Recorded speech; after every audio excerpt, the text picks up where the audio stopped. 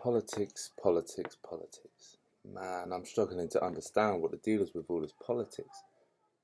How many of you feel the same way? I mean, I'm not ashamed to say I don't know much about it, but you see, amongst our generation, there's a common misconception. You don't need to get involved in politics or elections. And right now, the idea of a democracy is a philosophy that's lost on me. And don't even get me started on parties and policies. I mean, when's the last time the Conservatives or Labour did me a favour? All this politics stuff don't affect me.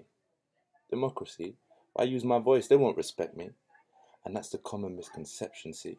Take a second to sit back and reflect with me. Knife crime, uni fees, safer roads, potholes, no street lights. I can't even ride my bike down the street light. See, these are things that affect me. You get me?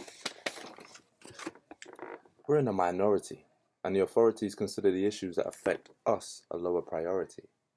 But young people have the power to make a change.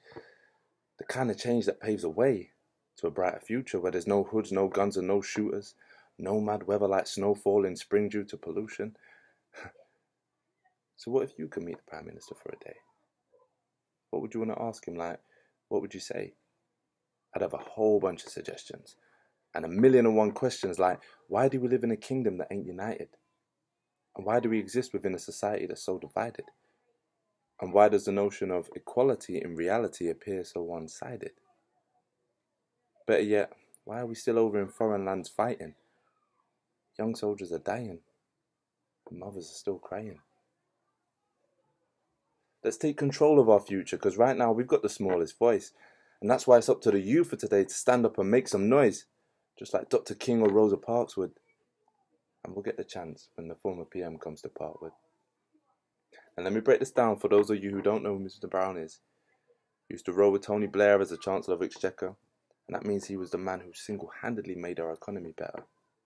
He was the leader of our country from '07 to 2010, and he lived in a sick yard at number 10 near Big Ben.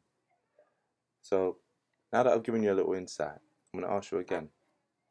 What if you could meet the Prime Minister for a day? What would you want to ask him like? What would you say?